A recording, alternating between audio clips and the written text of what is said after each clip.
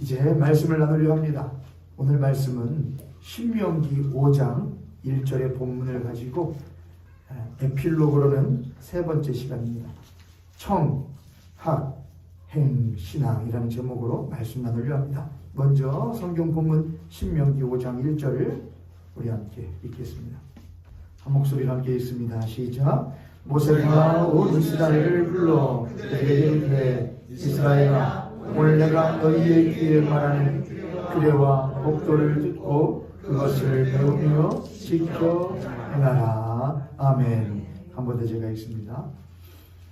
모세가 온 이스라엘을 불러 그들에게 이르되 이스라엘아, 오늘 내가 너희의 귀에 말하는 규례와 법도를 듣고 그것을 배우며 지켜 행하라. 아멘.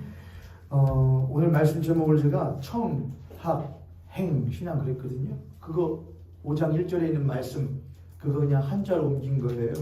히브리어로 할까 하다가 한자가 낫겠다 그랬습니다. 너희들은 내가 오늘날 너희들에게 들려주는 규례와 법도를 듣고 들을 청, 듣고 그것을 못하며 배우며 배울 학 했고 지켜보다라 행하라. 그래서 행할 행. 하나님께서 이스라엘 백성들에게 출애굽한 이스라엘 백성들에게 규례와 법도를 주셨다고 하는데 그 성경을 보다 보면은 주의 율례와 규례와 법도와 뭐 이런 말들 많이 나오거든요. 차이가 있나요? 아니면 똑같은 건데 이름만 틀린 건가요? 주의 법도. 그건 법도는 율법하고 같은 거예요. 법도, 율법. 율례는 뭐냐면은 법이 있으면은 율법이 있으면은 그 법을 어떻게 지켜야 하는지에 대한 방법이 율례입니다. 율례. 어떻게 시행해야 되는지. 우리말로 하자면 시행세칙 정도가 될 수 있겠네요. 법이 정해졌습니다. 그러면 이 법을 이렇게 지켜야 됩니다. 이런 방법으로 지켜야 됩니다. 이게 율례예요. 법도와 율법이 있고 그 법도와 율법을 어떻게 지키는 방법이 지켜야 되는지 그 방법을 알려주는 게 율례. 율례입니다. 규례는 뭐냐면은 그 법대로 지키지 않았을 때에 주어지는 처벌이 들어가면 규례. 율례는 방법이고 규례는 처벌이 들어가면 규례가 돼요.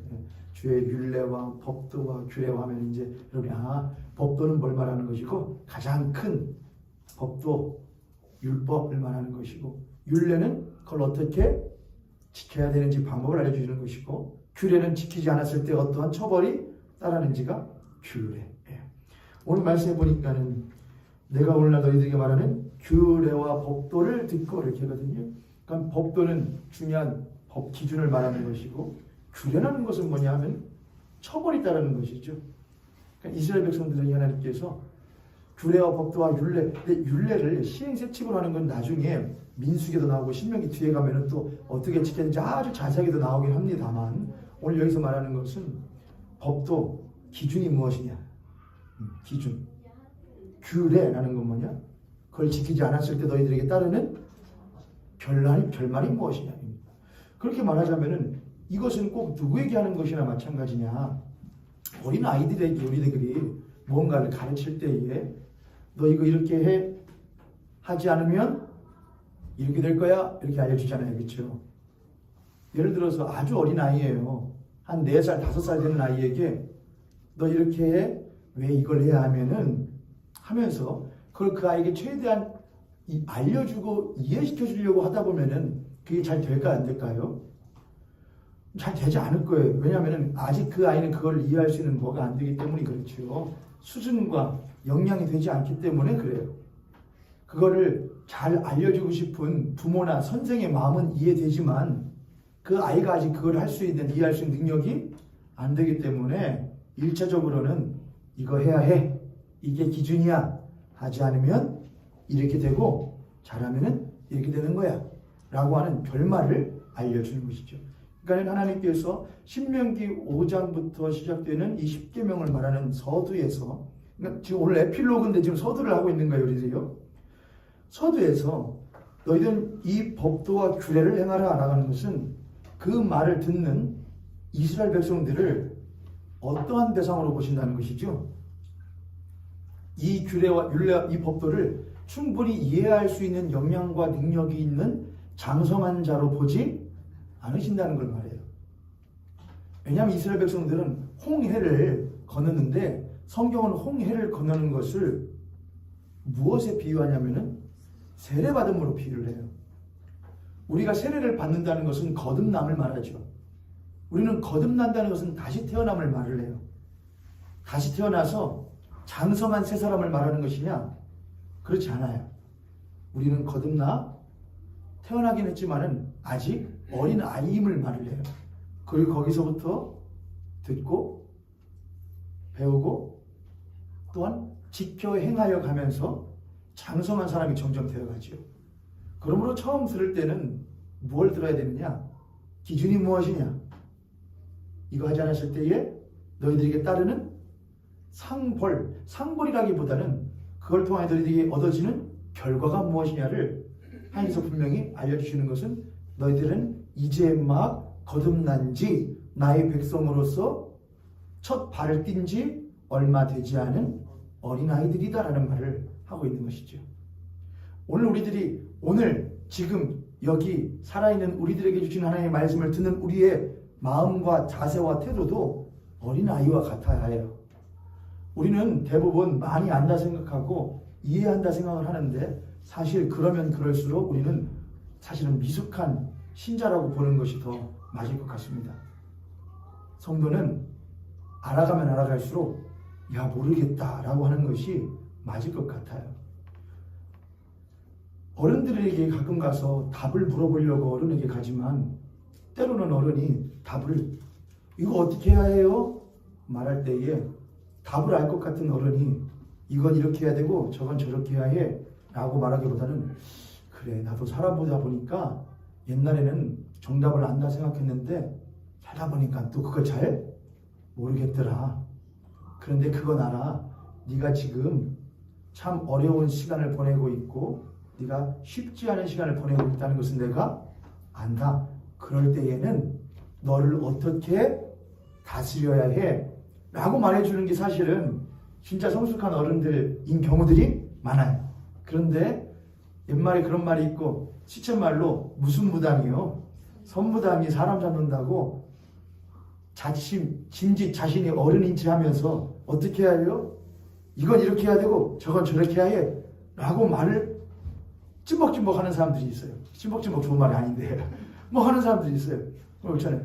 여러분 보실 때에 제가 하나님께서 교회라는 공동체에 하나의 규칙으로서 또한 어떤 기준으로서 목회자로 세워주셨기 때문에 여러분이 저를 대우해 주시는 것이지 여러분 보시기에 제가 바울과 같은 스승의 영향에 미친다고 생각하십니까? 제가 영적인 스승의 깜이 된다고 여러분 생각하십니까? 저는 절대 그렇게 생각이 안 들거든요. 여러분이 저를 목사님은 영적인 스승이지 영적인 아비지라고 여겨도 저는 절대 그렇게 생각이 안 들어요. 왜냐하면 저는 저를 알기 때문에 그래요. 만약 여러분이 신앙의 어떤 문제나 그런 걸 가지고 여러분 저에게 오신다면 상담하려고 오신다면 제가 목사님 이건 이렇게 해야 되고 저건 저렇게 해야 해요 라고 알려드릴 수 있는 부분도 있을 수 있겠지요. 그렇지만 저는 그 전에 먼저 목사님 먼저 저에게 찾아와 주셔서 감사해요. 그런데 저도 잘 모르는 것들이 많이 있어요. 그러니 제가 한번 하나님께 여쭤보고 제가 이런 부분들은 말씀드릴 수 있겠지만 이런 부분을 하나님께 여쭤보고 기도해보고 고민해보고 알려드릴게요.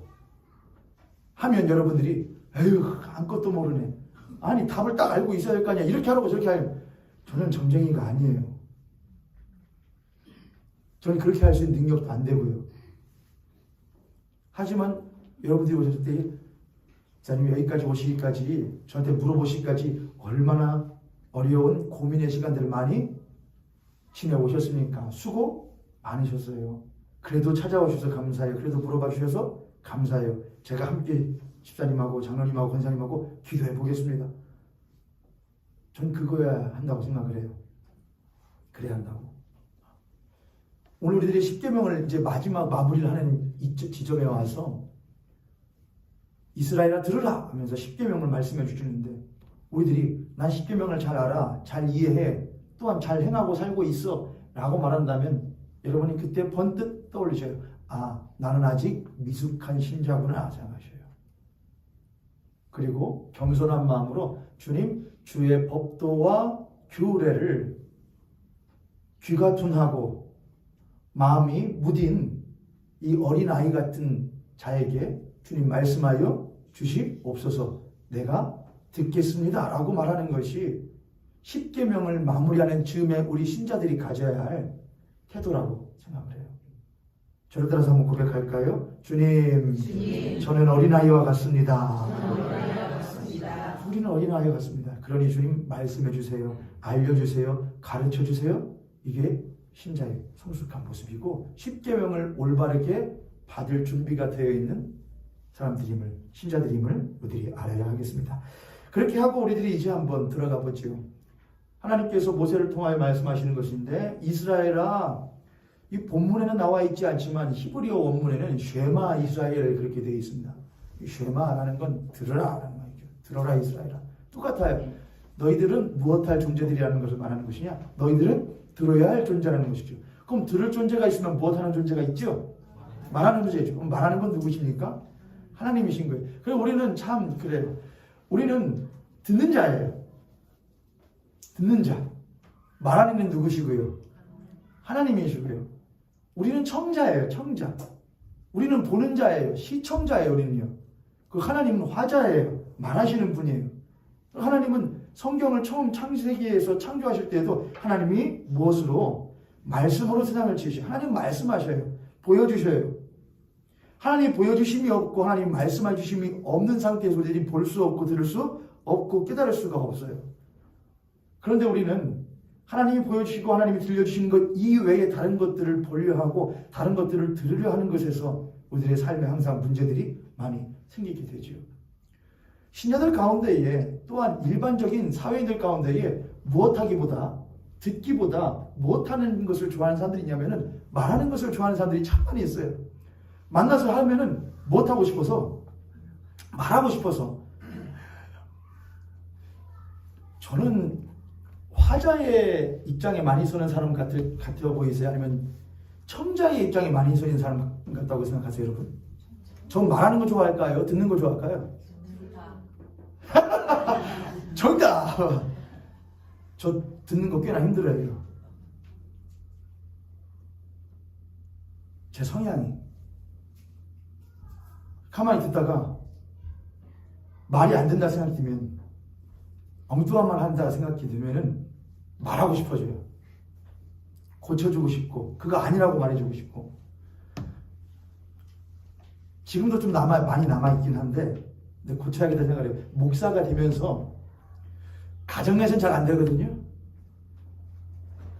가정에서는 듣는 척을 하는데 그래도 나중에 제가 말하게 돼요. 근데 웬만하면 목사가 된 이후로 다른 사람들과 만났을 때는 듣는 것이 지혜롭다는 생각을 많이 해요. 질문을 던져요. 차라리요. 요즘 어떠세요? 요즘에 그런다는데 어떻게 생각하세요? 그러면 본물 터진 듯이 막 말을 해요. 난 이렇게 생각을 하고 저는 듣고, 아 그렇군요. 아 그러세요. 아 맞죠. 그럼 또 이건 어떠냐 하세요? 아 그럼 좋아요. 근데 말을 많이 하는 사람은 말하는 것을 많이 듣는 사람은 뭐가 적은데 실수가 적은데 말을 많이 하는 사람은 뭐가 많아지거든요. 실수가 많아져요. 그래서 저는 질문을 던져놓고 듣는 자리에 있으면은 말을 안 하는 사람의 말을 가만히 듣고 있으면은 아, 이 사람의 생각이 어떤 것이고 이 사람이 어떤 부분에서 잘못 생각하고 있는 것들이 있구나. 아, 이 사람은 이런 특징이 있구나 하는 것을 많이 알게 돼요. 여러분 이제 좀 고민하시겠네요. 야, 이제 노원주 목사는 말할 때는 말 조심해야겠다. 그 사람이 나한테는 다 올무를 해놓고서는 덫을 쳐놓고 내가 뭐라고 말하는 게 듣는구나. 뭐 그럴 때도 있지요. 그래도 여러분들을 책한다거나 하나님 과묵의 집사가 그렇게 생각을 했다네요. 어떻게 하실 생각이세요? 한번 좀 혼을 내셔야 되니 제가 절대로 그렇게 하지 않으시니 말하세요, 여러분. 저한테 들을게요. 근데 그것이 성숙한 사람이라고 생각을 해요. 갈수록 더 그래야 된다고 생각을 해요. 요즘에 많이 이제 좋은 말은 아닌데 젊은 세대들이 앞선 세대들을 비꼬하는 말 중에 뭔 말 많이 하죠? 꼰대라는 말 많이 합니다. 말 많이 한다 이거죠. 안물안궁인데, 안물안궁이 뭔지 제가 금요일에 말씀드렸어요. 안 물어봤어요. 안 궁금해요. 나도 다 알아요. 그거 인터넷 치면 다 나와요. 챗GPT한테 물어보면 챗GPT 아세요? 여러분 챗GPT 모르시면 안 되는데 좀 있으면 진짜 터미네이터 나올지도 모르는데, 인공지능이 세상치면 이번 거는 조금 알파고 나올 때는 했거든요. 이세돌하고 알파고하고 바둑 둬가지고 인공지능 이겼잖아요. 그때는 그래봐야 바둑이지 뭐 했는데, 이번에 나온 챗GPT는 조금 달라요. 그거 만든 사람 자체가 그렇게 말했어요. 우리는 다음 세대에게, 그 챗GPT를 만든 창업자가, 개발자가, 우리는 다음 세대에게 책임질 수 없는 일을 물려준지도 모른다. 지금 그렇게 말해놓은 상태예요. 우리들은 지금 아직은 실감 안 나지만 여하간 챗GPT한테 물어보면 돼요. 내가 물어봤어요. 이게 왜냐면 그들의 입장에서는 못하는 사람들이라 생각하는 것이 말하는 사람들. 되게 기분 나쁜 말이죠. 근데 또 가만히 생각해 보면은 그래, 나는 언제 들어본 적 있는가 한번 생각해 보셔야겠어요. 앞선 세대를. 그래, 내가 언제 애들한테 야 이거 해라 저거 해라 이렇게 해야 된다 저렇게 해야 된다, 팬티 입어라 양말 입어라 뒤집어 입어라 거꾸로 입어라 빨래 어떻게 해라 학교 가라 뭐 해라 한 적은 많은데, 뭐 했니? 어땠니? 그래, 내가 화자로서의 부모의 삶을 살아본, 또 화자로서의 어른의 삶을 살아본 적은 별로 없었던 것은 아닌가 한번 생각해 볼 필요도 있겠다 생각이 듭니다. 들을 줄 아는 사람, 들을 줄 아는 사람이 성숙한 사람인 것이죠. 오늘도 똑같아요. 듣는 거예요. 여기서 말하는 쉐마 이서에서 쉐마는 빠져 있지만, 쉐마는 본문에는, 여기 본문에는 있지만, 원문에는 있지만 여기 본문에는 없는데, 우리가 오늘 나누는 청, 학행에서 첫 번째 청에서 할 때에 그 청자가 히브리어로 오젠이라고 해요. 오젠. 이 귀라는 말인데 아잔이라는 말에서 이게 이렇게 파생한 되어진 단어예요. 근데 아잔이 뭐냐면 귀를 손에 대고 귀 기울여 듣는 자세를 아잔이라고 해요. 아잔. 귀 기울여 듣는 자세. 손을 귀에 대고. 우리가 무언가를 듣는다고 하는 것은 신명기를 우리들이 마무리하는 지점에서 신명기를 우리들에게 말씀해 주시는 하나님 앞에서 우리들이 가져야 할 세 가지의 자세 가운데 첫 번째가 듣는다는 것인데, 이 듣는 것이 우리들에게 왜 필요한가? 우리가 먼저 철저한 수용자이고, 하나님 앞에서는요, 우리가 거룩하신 하나님 앞에서는 철저하게 수용자이고 또한 수동자라고 하는 것을 우리들이 인정해야 함을 말해요. 하나님 말씀하지 마세요. 나도 아니까요. 하나님 말씀하지 마세요. 당신이 말한 대로 내가 하기 싫으니까요. 하고 싶지 않으니까요. 라는 것을 우리들이 무엇 한다는 것이냐? 내려놓을 말을 해요. 주님 무엇 하세요? 말씀하세요. 그것은 내가 당신 앞에서는 전적으로 수용자입니다. 난 당신 앞에 능동자가 아니라 난 전적으로 수동자입니다 하는 걸 말해요. 전적인 겸손을 말하는 거예요. 손을 귀를 기울여서, 우리도 제 주일학교 할 때 아이들을 매번 이렇게 많이 조금 혼내기도 하고 하는 부분이 뭐냐면, 애들이 듣는 자세들이 안 돼 있는 거예요. 애들이 듣는 자세. 하는 건 잘하거든요. TV를 보고 인터넷을 보고 듣는 건 잘하거든요. 근데 중요한 건 사람 말 듣는 걸 잘 못하더라고요. 귀 듣는 거. 애들은 원래 그래요. 애들 원래 안 그래요. 저 안 그랬어요. 저 초등학교 때만 해도요. 주일학교 애들한테 그 얘기 한번 해준 적이 있어요. 야, 목사님이 초등학생 때, 제가 초등학교 때면은, 초등학교 교회 다닐 때면은 여기에 증인은 두 분밖에 없어요. 원영남 사모님하고 장현아 집사님 두 분만 제 초등학교 시절에 교회 생활을 보였으니까. 호치케스 있죠. 호치케스를 두 개를 디귿자잖아요. 두 개를 꼬면은 이게 딱 서요. 선생님들 주일학교 끝나고 선생님들 모여서 회의하신다고 할 때 선생님 앉는 자리다 놓고 가요. 그걸 천사의 합창에서 봤어요. 천사의 합창 아셔요? 천사의 합창이라는 드라마 보고서는 그걸 보고서 저거 재밌겠다 해가지고 선생님이 그걸 얼마나 그랬어요. 여자 선생님이었거든요. 하고서는 신난다고 집에 와 있었죠. 나중에 이제 노상배 목사님 오셔가지고서는 죽었죠. 근데 예배 드리는데 그때 전도사님이었는지 누군지 기억이 안 나는데 이렇게 하시더라고요. 자, 오늘 예배 드릴 때 무슨 일이 있어도 나만 똑바로 쳐다보는 사람 내가 상 주마다 그러시는 거예요. 상은 크레파스였어요. 지금이야 크레파스 막 하지만 그때는 진짜 크레파스 좋았거든요. 크리스마스 때 선물 색종이하고 가위 선물로 달라고 그런 거 구할 때니까요. 근데 이 선생님이 선물 안 주려고 어떤 도구를 하나 놨어요. 뭐냐면 누구한테 시킨 거예요. 어떤 선생님한테. 선생님 예배 시간에 뒤에 문 예배당 문을 보내달라고. 왜 이렇게 드르륵드르륵 한 문이 있어요. 이렇게 스테인레스 같은 걸로 된 문. 그걸 한번 팍 열어달라고 한 거예요. 뒤에서 한참 애들이 막 크레파스 받으라고 보고 있는데 누가 문을 팍 여는 거예요. 어떻게 되겠어요, 애들이요? 제가 크레파스 그래서 크레파스 받았잖아요.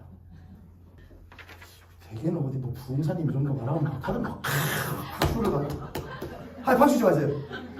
그러면은 PD 수첩 나오는 경우가 있어요. 애들 할 수 있어요.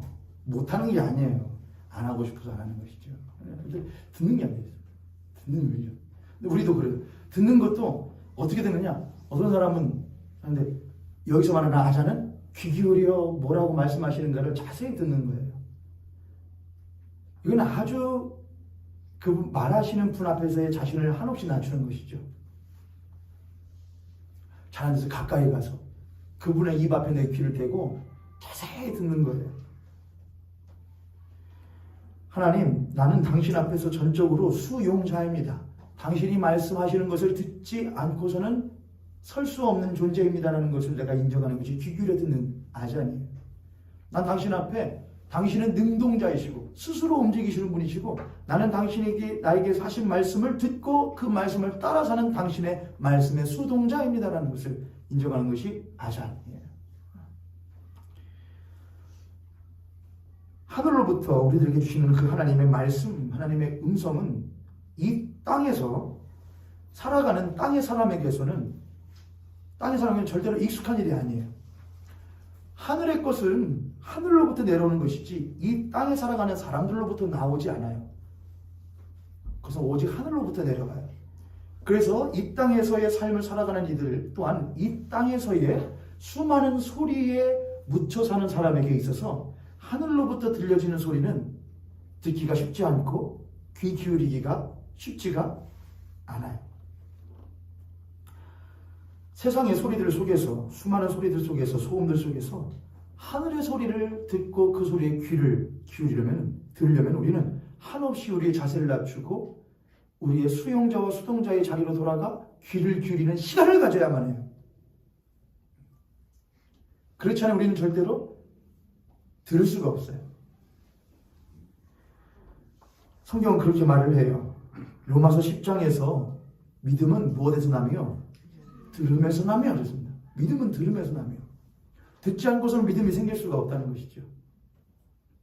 듣지 않고서는. 여러분 예배당 오는 것이 한 번 오는 것이 일주일에서 한 번이잖아요.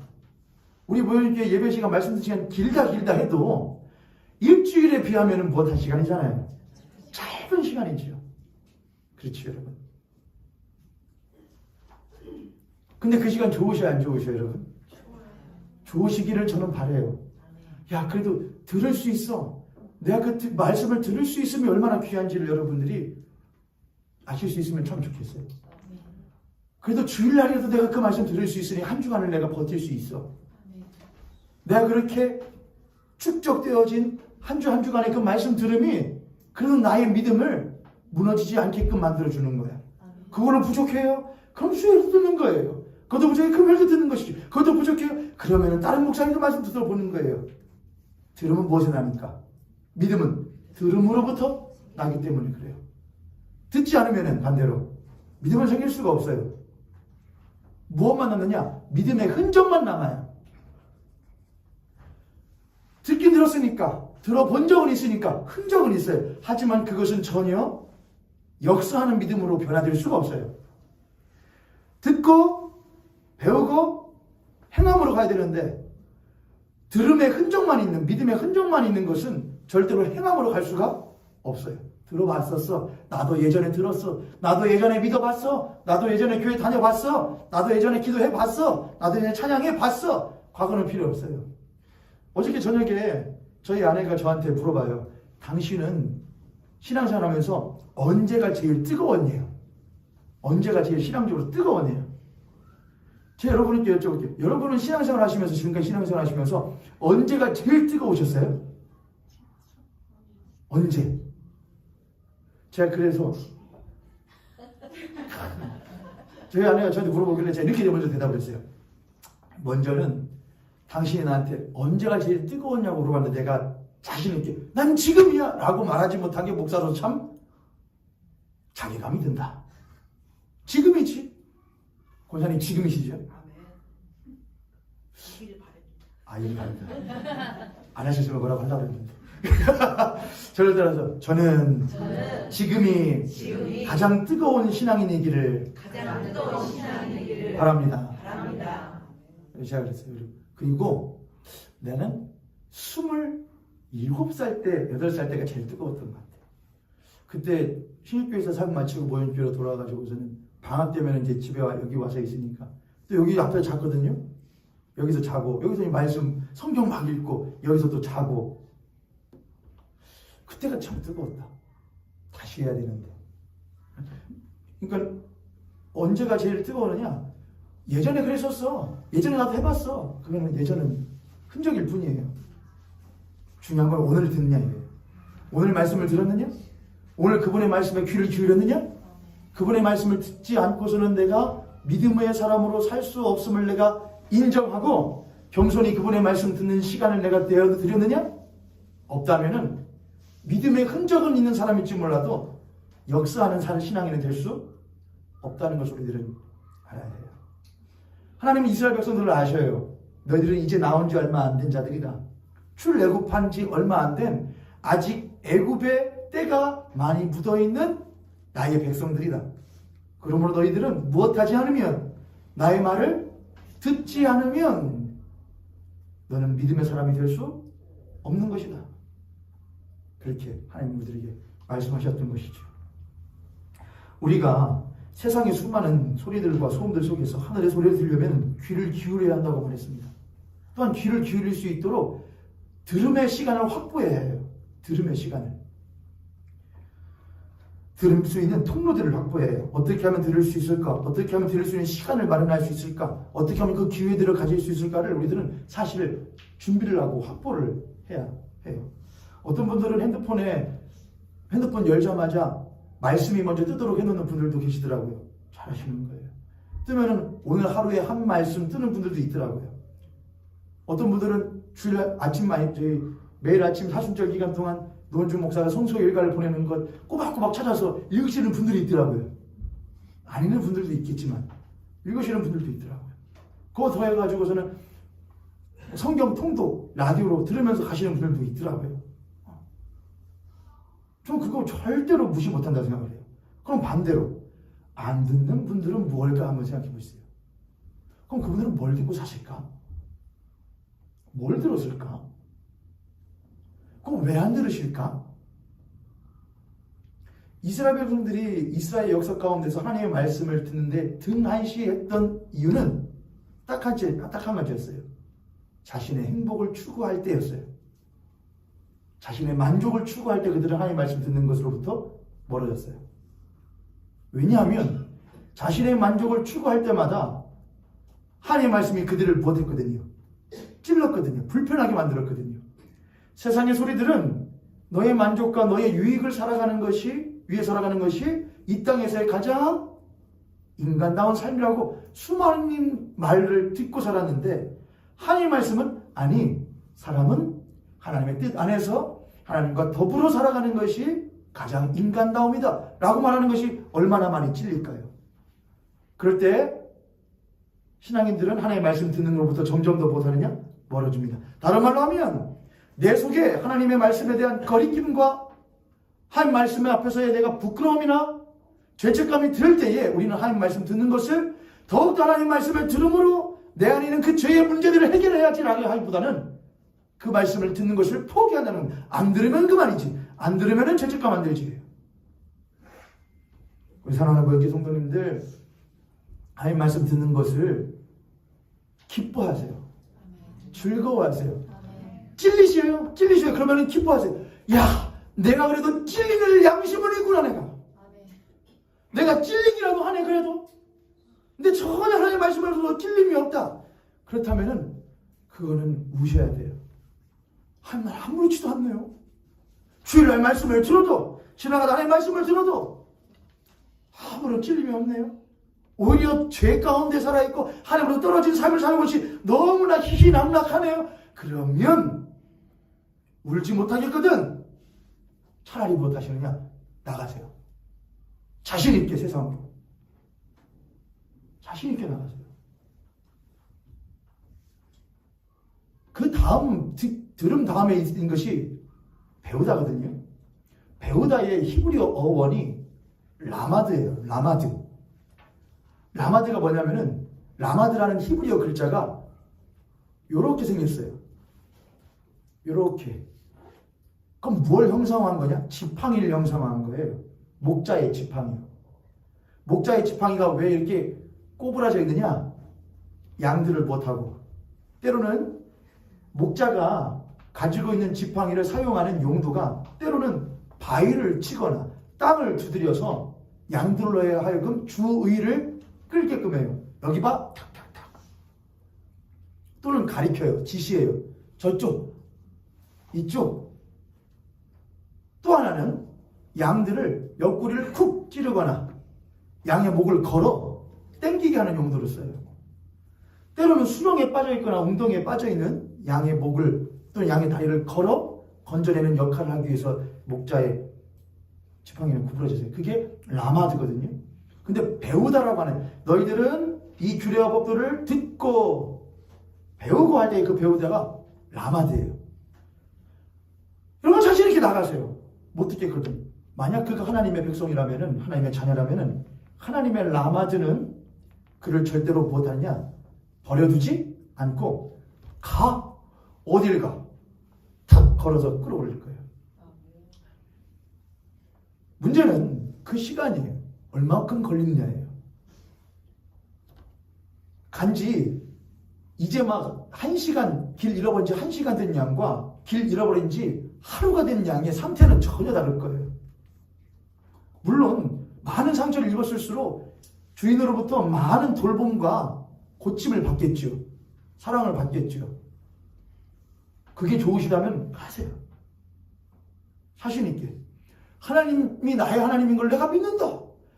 내가 혹 다른 곁길로 가서 내가 죄 가운데 있을지라도, 내가 그래야 상처투성, 죄로 인하여 나의 육신이, 나의 영혼이 상처투성이 있을지라도 하나님은 나를 건져주셔. 언젠가는 나를 고칠 것이다. 그런 하나님이 사랑의 하나님이다 라고 믿으시면 하면은 마음대로 해보세요. 마음껏 살으세요. 죄 가운데 살으세요. 내 영혼에 상처를 입든 말든 사세요. 그리고 하나님의 사랑을 경험하시면 되잖아요. 그러나 우리는 내가 마음대로 해도 하나님은 결국 나를 건져내실 것이잖아 라고 하는 건 그 하나님을 무엇으로 여기지 않는 것이냐? 아버지로서 여기는 것이 절대로 아니에요. 자식은, 성숙한 자식은 내가 무심코 내뱉은 한마디,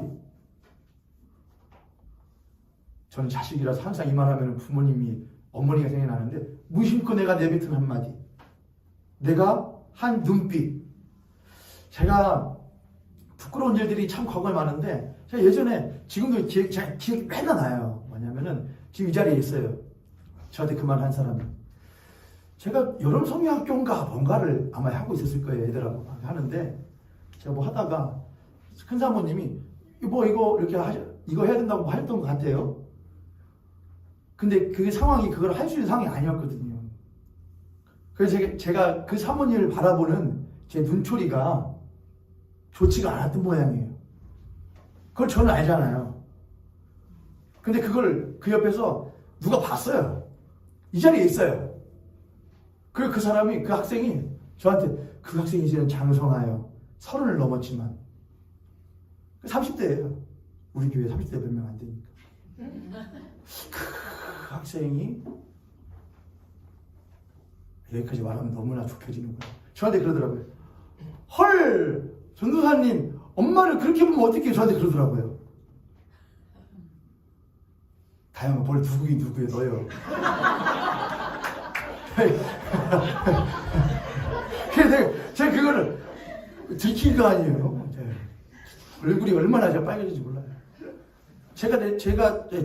다영이, 곽다영 총이 그때는 스승인 것이죠.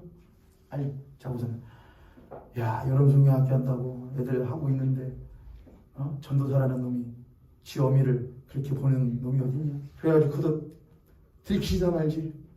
들켜가지고서는 얼마나 창피한지 몰라요.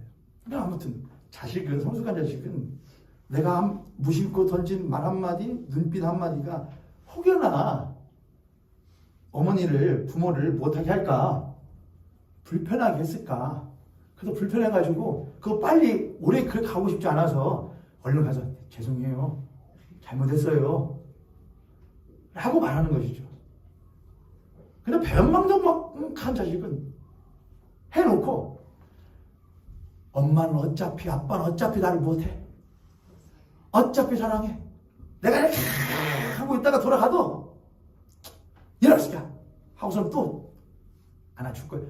나쁜 놈이죠. 그렇죠? 그러므로 우리는 우리에게 생명을 주시기 위하여 우리에게 진리의 말씀을 주시는 하나님의 말씀을 듣는 일에 우리는 귀를 기울여야 해요. 그것이 듣기 싫다고, 내 뜻대로 살겠다고, 이 세상의 소리가 말하는 대로 내가 따라 살겠다?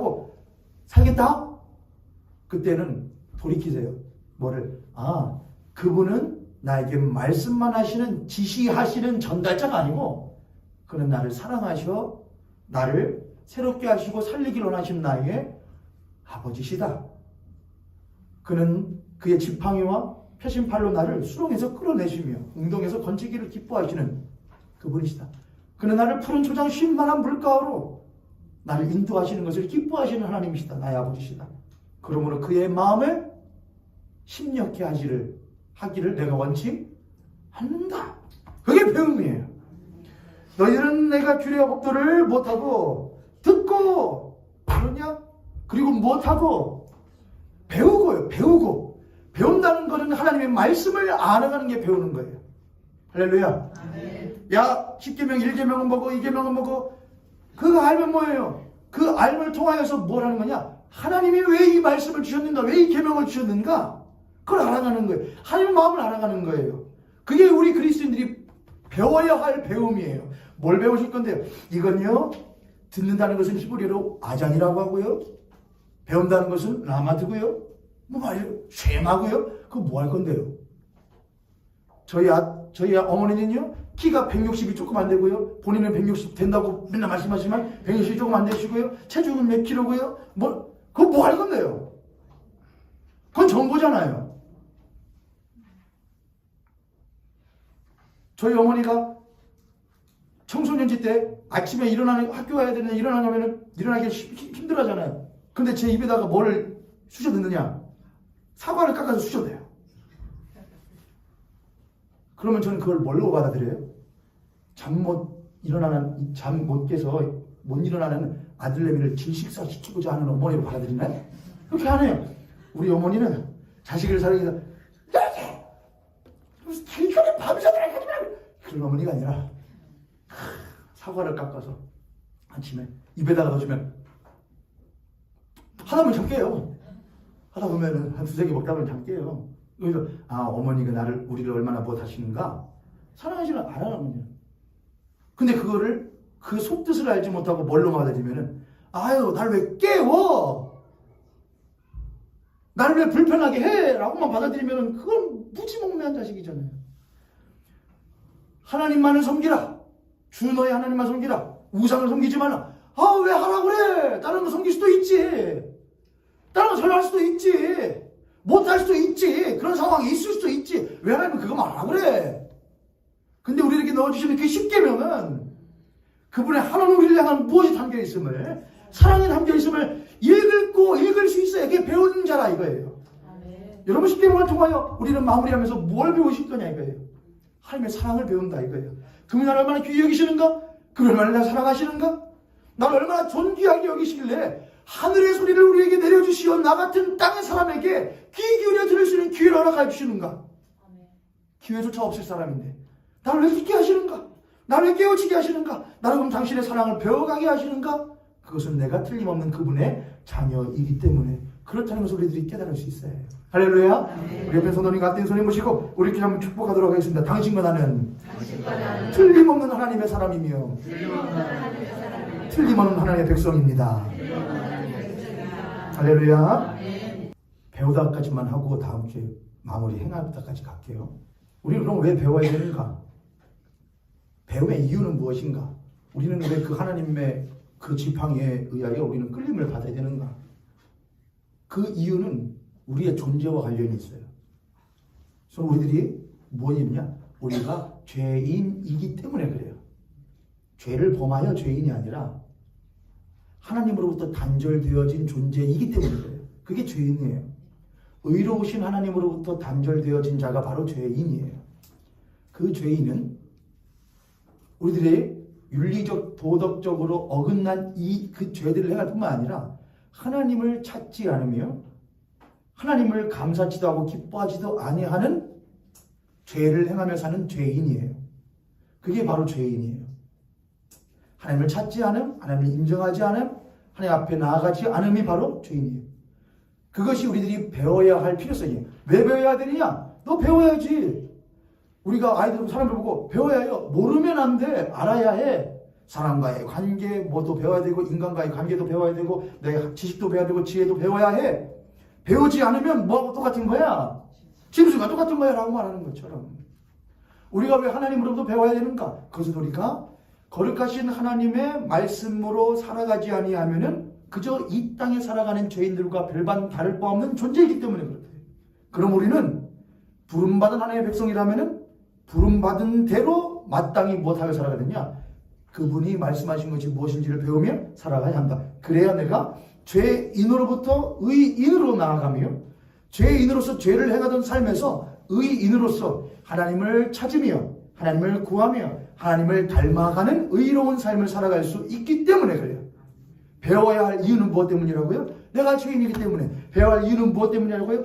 내가 죄인이 아니라 이게 의인으로서 되었기 때문에 의로운 삶을 살아야 하기 때문에 배워야 한다 이거예요. 배우지 않으면은 의로워질 수 없고 배우지 않으면은 의롭게 살아갈 수 없기 때문에 배워야 해요. 배움의 목적은 그럼 무엇이냐? 배움의 목적은 의롭게 되는 거예요. 배움의 목적은 그분과의 관계가 더욱더 돈독해지는 거예요. 배움의 목적은 예수를 닮아 가는 거예요. 그게 배움의 목적이에요. 우리가 배우려면은 먼저 해야 할 그런 선행적인 일이 있어요. 선행 조건이 있어요. 그건 뭐냐? 우리가 흔히들 이렇게 말을 해요. 우리가 교육을 받으려면은 어린아이가 아닌 이상 무엇인가 다른 교육을 받으려면은 먼저 할 것이 탈교육이에요. 탈교육이라는 건 이전에 배웠던 것들로부터 못한다는 거냐? 벗어나는 거예요. 이전에 배웠던 것을 새로운 것을 가르쳐 주려고 하는데 이전에 배운 걸 고집하면은 절대로 새로운 걸 배울 수가 없어요. 그래서 이전에 배웠던 것들로부터 탈교육해야 돼요. 그 다음에 교육을 해요. 재교육이죠. 그렇게 해야 배우게 돼요. 배움의 필요 조건 뭐냐? 첫 번째는 탈교육이에요. 성경적인 다른 말로 하면은 버림. 더 성경적인 정확한 말로 하면 죽음이에요. 예수님이 하신 말로 하면 자기 부인. 자기를 부인한다는 것은 내가 이 땅 가운데서의 자기로 살아갔었는데 이 땅에서의 나로 살아왔었는데 예수를 알고 나의 주가 누구신지를 알고 나를 지은 이신이가 누구신지를 알았을 때에 우리 이제 이 땅에서의 나를 못하고 나는 이 땅에서 이런 사람이었고 이렇게 살아가는 것이 마땅하다 여겼던 자기였는데 그 자기를 부인하고 나를 부르신 그 하나님 앞에서의 자기로서 살아가는 것이 바로 자기 부인이에요. 내가 이전에는 배와 전토와 아비와 친척과 그 똑같아요. 이 땅에서의 삶을 추구하며 그것들을 갖기 위하여 소유하기 위하여 추구하던 사람이었는데 그것들을 못하고 그것들을 나의 것으로 추구하여 나의 만족과 나의 유익과 나의 꿈으로 가져가려던 그것을 못하고 버리고 그럼 땅 버리라는 거예요. 배 버리라는 거예요. 남편 아내 자식 다 버리라는 거예요. 꼭 그런 분들이 있어요. 그러니까는 다미선교회 생기는 거예요. 만약 그들의 신앙들이었으면 여러분 이 자리에 지금 모형교회가 이 모습일 수가 없는 거예요. 그쵸? 교회 외형이요. 여러분들이 지금 집 다 버리시고 전투 다 버리시고 땅 다 팔아가지고서 다 여기 좀 갖다 놨다고 생각해보세요. 막 했는데 땅 팔았는데 5억이 나왔어요. 근데 거기서 봉투에 딱 담아놨었는데 막상 갖다 놓으려고 하니까 아까워가지고 1억 뺐어요. 오닥도 아까워서 또 1억 빼고 결국 가져온 게 500만 원한테 갖다 놓으면은 누구 꼴나고 아나니아와 삽비라처럼 문통 넘어간 문통 오다가 쫙 하면 교회가 어떻게 될까요? 그런 교회 됐으면 좋겠어요, 여러분? 아니죠. 우리가 집이나 전투나 그걸 버리라는 건 뭐냐? 그것을 이 땅에서의 만족과 유익과 너의 유용함을 위하여 살고자 했던 그것들에 대한 도구화를 버리고 그걸 바라보던 너의 시각을 버리고 땅과 전투와 아비나 어미를 하나님의 영광을 위한 것으로서 무엇하라는 거냐? 바꾸라는 거예요. 버려버리는 게 아니고 그걸 너의 것으로만 취하여 너의 유익과 만족을 위하여 추구하려고 했던 것을 버리고 그걸 어떻게 하면 이제 가져 하나님을 위하여 영광되게 사용할까를 가지라 이거예요. 바꾸라 이거예요. 그게 배우는 거예요. 그럼 우리들은 계속해서 들어야 해요. 들어야 무엇이 생기고 믿음이 생기고 믿음은 힘이에요. 동력이에요. 동력이 생길 때에 우리들의 삶에서 뭐 하느냐? 배워가는 거예요. 배워간다는 것은 이전의 것은 버려지는 거예요. 근데 그냥 버려질 수 없어요. 동력이 없이는요. 그게 믿음이에요. 하나님의 말씀을 계속해서 들어야 해요. 들음으로써 동력, 힘이 생기면은 버릴 수 있는 힘이 생기는 거예요. 이렇게는 하는 것이 맞아. 아니, 그러나 이걸 내가 못하고 버려버리고 이제는 주님을 위하여 쓰는 거야. 주님을 위하여 사는 거야. 그게 들음을 통하여 생기는 거예요. 들음으로 믿음이 생기고 믿음으로 말미암아 내 삶 가운데에 자기를 부인하고 나를 못할 수 있는 버려 하나님 앞에 나의 꿈과 만족을 버리고 그분을 추구할 수 있는 삶으로 나아가는 것. 그것이 배워가는 과정이게 되는 것이죠. 할렐루야. 네. 우리들의 삶 가운데 그런 것들이 꼭 있기를 원해요. 그럼 배우면 그럼 힘들까요? 안 힘들까요, 여러분? 힘들까요? 안 힘들까요? 옆에 손 대고 앞에 손 대고 그렇게 하면 축복하신다. 배워가는 것은 기쁜 일입니다. 배우는 건 기쁜 거예요. 배우는 건 기쁜 거예요. 쉽지 않은 것이지. 어떤 목사님 설교를 듣다가 그분이 그런 말 하더라고요. 어떤 사람은 우리들이 하는 비유로 야 컵이 여기에 물이 얼마큼 있다. 어떤 사람은 물이 반절 차 있는데 이걸 보고 뭐라고 하고 물이 반밖에 없네라고 하고 어떤 사람 뭐라고 한다. 우리 물이 반이라도 있네라고 한다 이거예요. 또 어떤 사람은 그분이 하신 비유로는 어디까지 길을 가는데 막 떼양볕에 가니까 언제 거기까지 간대. 여행을 한다 했을 때 언제 거기까지 한대 라고 하는 사람이 있는가 하면은 또 어떤 사람은 야 거기 가면 도대체 뭐가 있을까? 기대하는 사람이 있다 이거예요. 야 그것도 참 여러분들은 어떤 분들이세요? 여러분들이 내가 어떤 사람인지 모르시겠으면 옆에 있는 사람한테 물어보세요. 가까운 사람들 그러면은 뭐야 너는 맨날 왜 언제 갔냐 그렇게 말하는 놈이지 이렇게 할 거예요. 그러면은 내가 바꿔야겠구나. 그보다 야 거기 가면 뭐가 있을까? 우리가 하나님을 배워가고 하나님을 닮아가는 건 절대로 쉬운 일은 아니에요.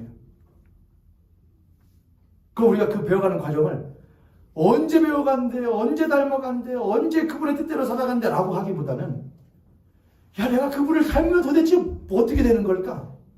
내가 그분을 닮아 그분의 품 가운데 온전히 있게 되면 그건 도대체 무엇일까? 우리는 그분과의 온전한 만남이 있다는 것을 기대하기보다는 그 과정 가운데 배워가는 과정이 너무나 힘듦에 지쳐버려요. 지금을 보기보다는 마지막에 도착했을 때를 보세요. 지금 우리들이 집 살려고 돈 모으면 돈 모으는 거 쉬워요, 어려워요, 여러분? 어렵잖아요. 하지만 이거 모아서 새집 사야지 하면은 뭐가 생기잖아요. 기대가 생기잖아요. 언젠가 내가 들어가면.